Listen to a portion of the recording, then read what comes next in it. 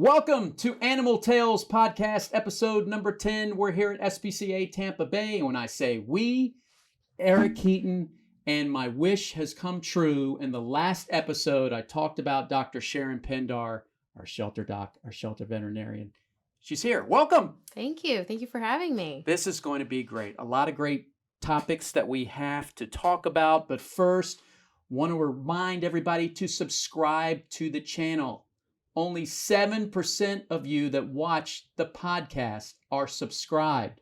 93% of you are not. 93! Relax. What's that number again? 93. 93. Now, all of our other stuff on YouTube, it's a much even split. But the podcasts, a lot of people are watching. They just don't subscribe, but they will after this one. All right. Dr. Pindar, I like to start out every Animal Tales podcast with, who are you and how did you find SPCA Tampa Bay?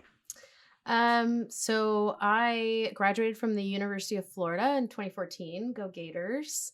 Started off in general practice here in the Clearwater area for a few years, and then spent a couple of years down at Southeastern Guide Dogs, working there. And it was a heck of a commute because I live over here, Madeira Beach side. So when I saw that there was a position for the director of shelter medicine, I thought I'd throw my hat in the ring, and I've been here ever since. It's celebrated 3 years in March. Awesome. So I'm going on my 4th year in September. 3 years, that means you've been here with us when COVID.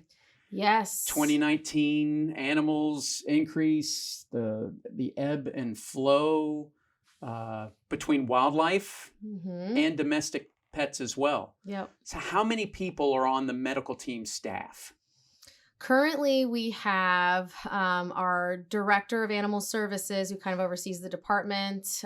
We have our manager, foster coordinator, and right now I think 12 or 13 vet techs. We're a robust team. I work with incredible people. I am so lucky to be supported by all of them. And that's grateful. Taking care of up to $8,000 animals or more a year, including wildlife. But we would like your dollars. Sometimes Matt puts on a QR code. So if you want to click on that baby, we'll take $93 or $25. I mean, it goes right to our philanthropy department and helps take care of our animals. So there's a big difference between veterinary medicine here at the shelter and private pets like I would have, or people may take their pets to Dr. Mitchell down at our St. Pete Veterinary Center. What's the elevator spiel on that for somebody who goes, oh, where's your practice? No, I'm at the shelter. How do you explain that to them? I think it's different, but there are also some similarities. In general practice, you have a very scheduled day. You have an appointment at 9 a.m., another appointment at, 9:30, 9:15, whatever that looks like.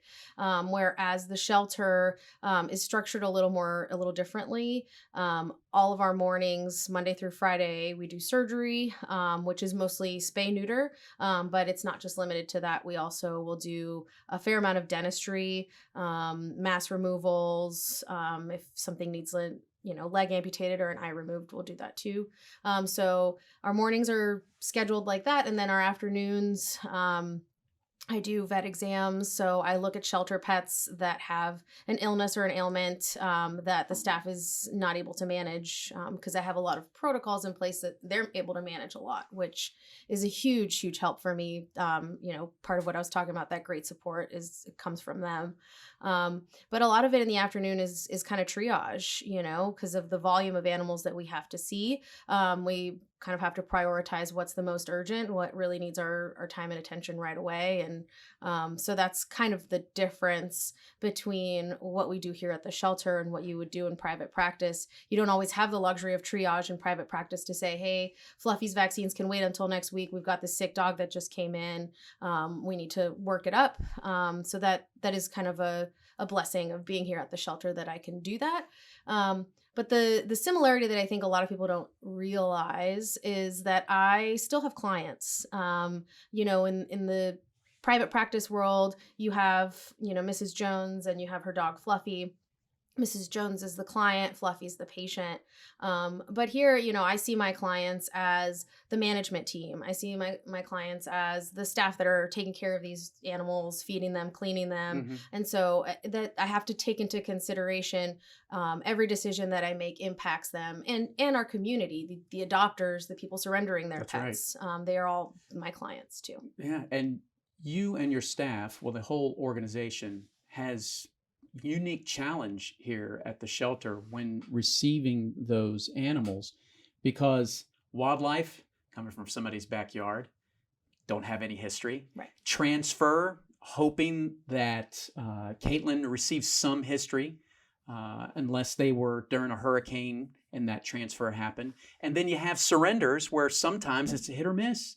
Somebody could have a lot of history because they took their pet to their doctor every year, but most of them are like, it's word of mouth. Mm-hmm. How do you deal with that? Are you starting over with some of the pets, or with your experience and your team's experience, you kind of get a vibe and you start to see similarities?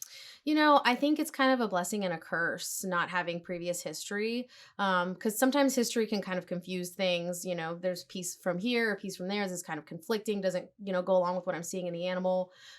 So, I take what comes at me and I just kind of roll with it. If there's no history, then I just start with a basic physical exam and I go from there. And there's really just so much you can learn just from being observant and, paying attention to what's in front of you. And if I can gather some information, kind of feel like a detective looking through the paperwork, kind of figuring things out, then that's great too. I think part of what makes this field really rewarding and what I have found gets me through every day is I don't come into any day with an expectation or an agenda. And so I'm never upset by the surprises or the things that don't go as expected or the things that I don't have information for. And I think it just kind of makes it fun once you start to look at it that way. Any animals stand out recently or within the last 3 years that you could share with our listeners and viewers on YouTube? Only 7% subscribe. Oh my gosh, there's so many. We've had several opportunities I can think of just this year of families that have had a pet that was injured, hit by a car, that had an injury that they could not afford to treat, because veterinary care is rising significantly, and that is definitely something we're seeing will cause people to surrender their pets. They just can't afford to take care of them. And so it's been rewarding in some of those cases to be able to treat those animals. The two that I'm thinking of needed their legs amputated because they were beyond repair. And one was a cat we were actually able to return to the family that had originally surrendered it to us. So it was nice to be able to do that for the community, to take in this animal, help make it better, and one of them got adopted and the other one went back to its original family, which was great. So I want to back up a little bit. What was the point when Dr. Pindar, before Dr. Pindar was going to school, said, you know what, I'm going to be a pet doctor? When did that light bulb go off and that passion start? To be a vet, a lot of us vets call ourselves early identifiers. I would say probably 90% of us knew before we were 7 or 8 years old that we wanted to be vets. And for me, I was 4 years old, and my dad would find injured birds on his delivery routes and bring them home. And he taught me how to get them better and how to release them. And I think it was really hard for me as a child to love something that much and then watch it leave. But the feeling that you get of knowing that you've helped something move on in its life is just really, really rewarding. And that was the moment I knew I wanted to be a vet. Yeah. So how do you get more folks into this type of business, especially on the veterinarian side? Because we've had numbers from Lincoln Memorial University, who's been on the podcast before, their staff just trying to recruit more people to get into the program to help, because the field, it's not like human medicine, from what I understand, where there's more going into that side. There's definitely a lot of enthusiasm. From one of the great things about working here is I work with a fairly young staff, and they're all so enthusiastic and passionate about learning. A lot of them came into our department without any previous veterinary experience, and it's been so great to be a part of their journey and their growth, and then to hear them training the next person, and all the things that they've learned and absorbed has been so great. And so, yeah, I mean, I think there's a lot of enthusiasm and passion. I think we just need to be able to continue to support people through that and through the difficulties and the challenges they might face as they move on through their careers, to get them to continue to sustain the field. So thank you for that. I think your department here at the shelter definitely impacts the people and the pets, and as they move through the shelter medicine and then onto the adoption floor. But you also recently have been involved with the community. Talk a little bit about that mentorship program that you're involved in, because I saw the pictures, yet to see the video. Probably Matt's going to roll in some video. That is an incredible event that just happened prior to summer at Raymond James Stadium. Could you share that with us? Yes, it was really an awesome opportunity. It was the National Pediatric Cancer Foundation. They reached out to us. They put on a fashion show every year as a part of their annual fundraiser to raise money for pediatric cancer research. And as a part of the fashion show, they also sponsor children with cancer, and they ask them what they want to be when they grow up. And then they try to find role models from the community to be in the fashion show with them, and they can to dress up as what they want to be when they grow up.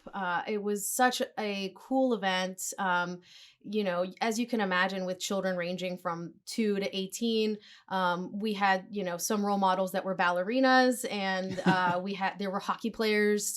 There were guys from the Tampa Bay Lightning there. It was really cool. Our little girl, her name was Kyla. She wanted to be a vet, and she also, in addition to requesting to meet some veterinarians, also requested that they bring their dogs.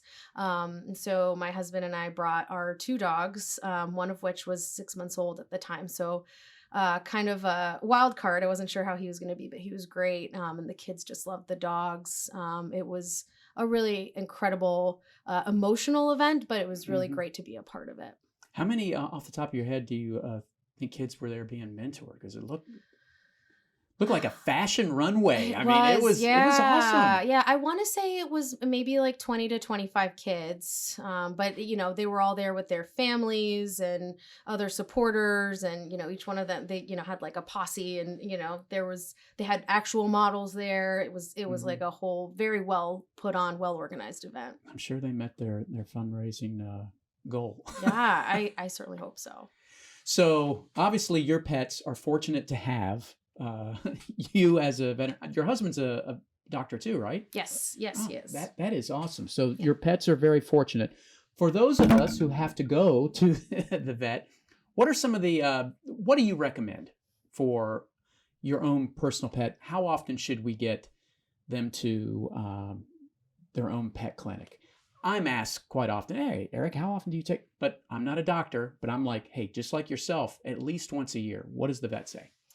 I have been a little out of the general practice world for a while, but I think at least once a year is good. I think if it's a senior pet, they are recommending every 6 months, just because they age faster than we do. And so there's a lot of things that can change in a pretty short span of time.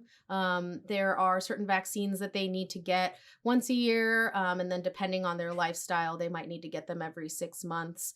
And then past a certain age, blood work is ideal, just to check on their liver and kidneys and thyroid function, just to make sure that everything is working, and that we don't need to do any sort of preventative maintenance for them. Yeah, and it's hot outside right now, so I know it's pretty big here at the shelter. We're fortunate that some of our volunteers get here early in the morning to walk some of our dogs.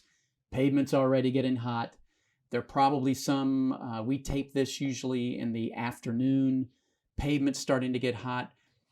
What information could you share, because I know it's been shared with our volunteers here, how to keep animals safe when they're outside during this heat?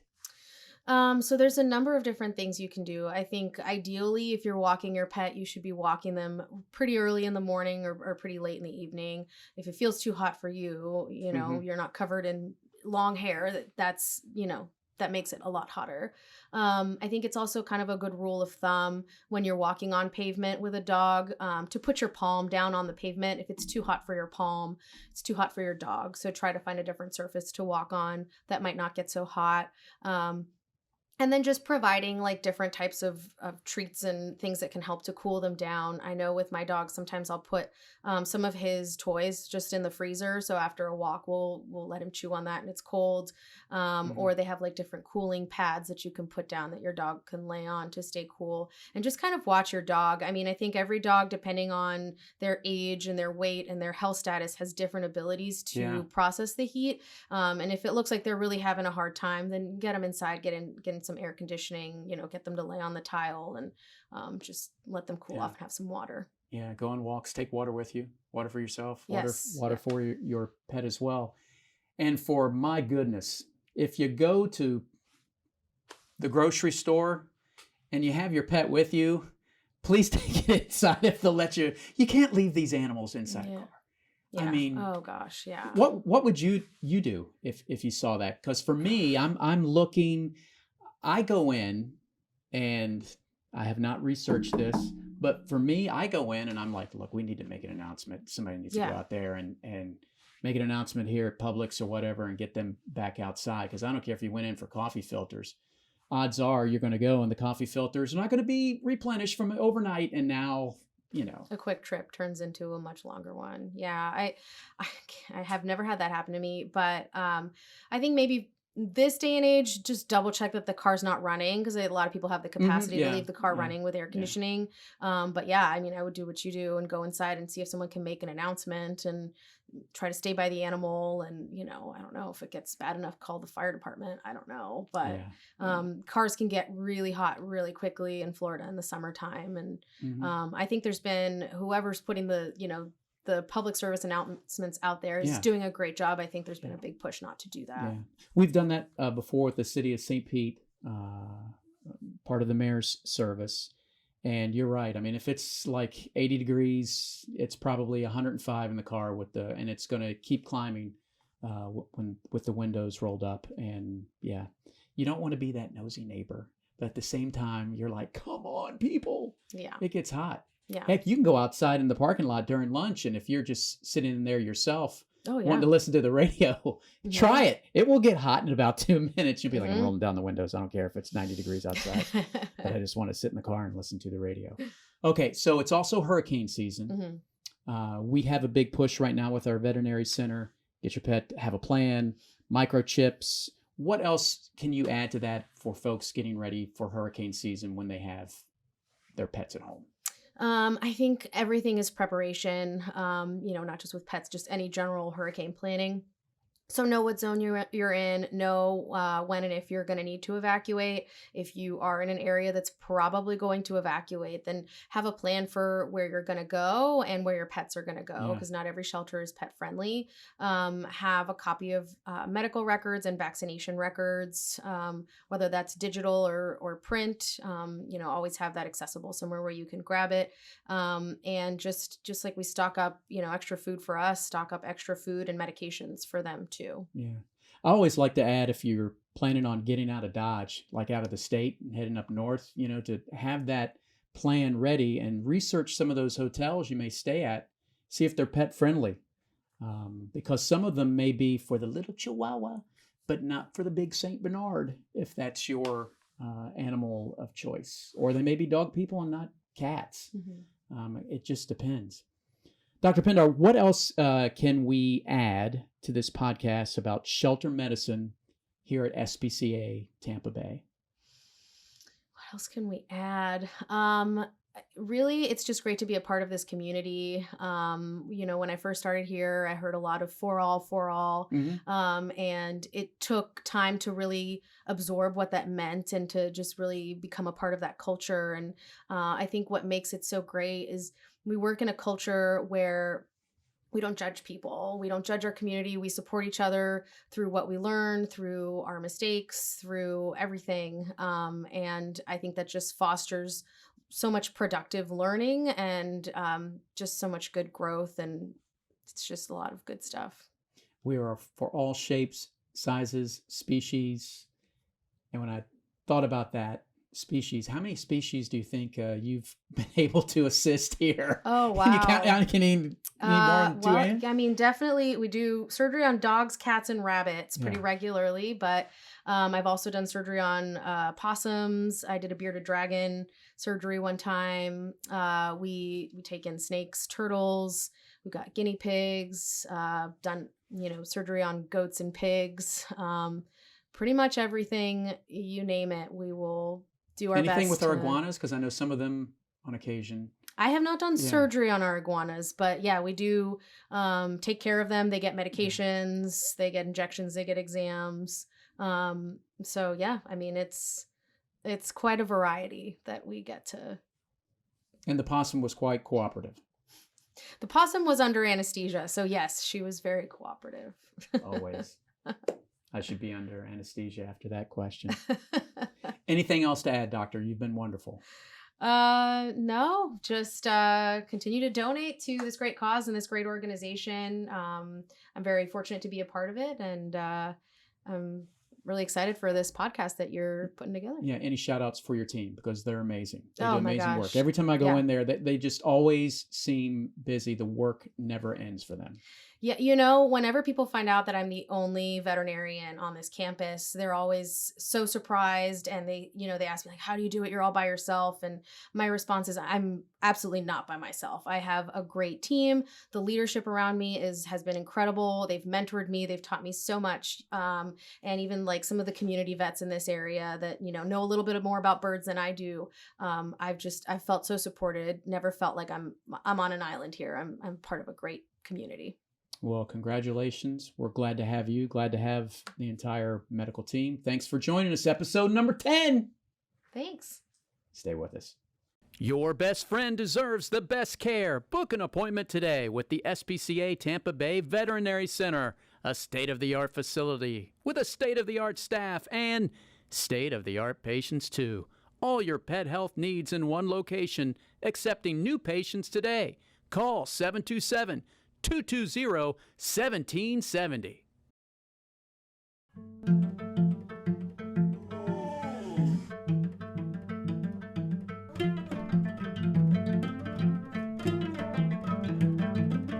What are you doing?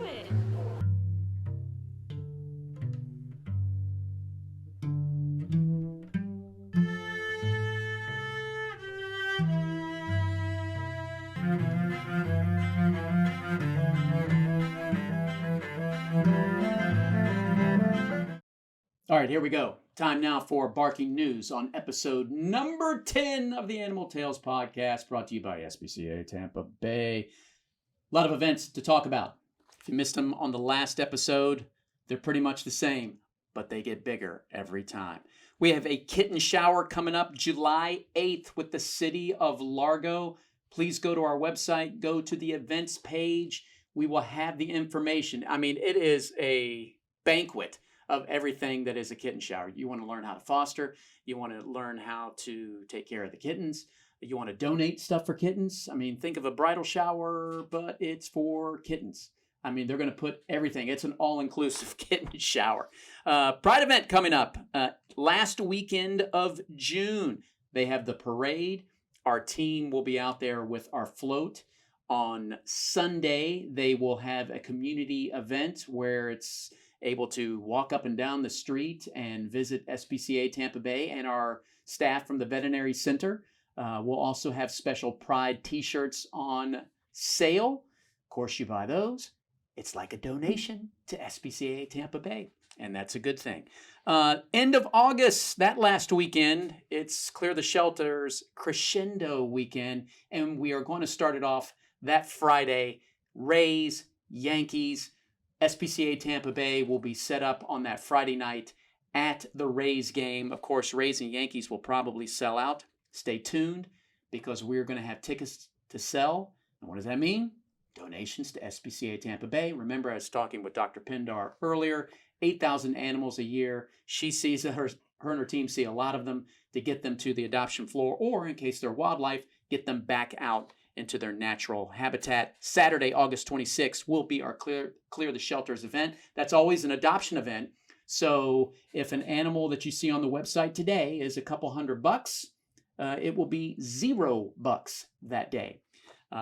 Right now, probably more than 100 animals on the adoption floor. That's why we clear the shelter and get ready, because I've said it once, I've said it too many times. End of August into September, it's hurricane peak season. And in case we need help or we need to help another shelter during hurricane season, we need to clear out our for-all shelter. Okay, that will do it, except for one more reminder. Folks, only 7% of you are subscribed. I said it at the beginning of the episode number 10, and I'll say it again. 93% of you 93! 93! are not subscribed, and you are watching the podcast. Get subscribed, or I'll play Steve Carell over and over again Relax. for every single podcast. So we have to change that number and get that 93 lower. Thank you, Matt. Thank you, Dr. Pindar. My name's Eric Keaton, and we'll see you on the next Animal Tales podcast.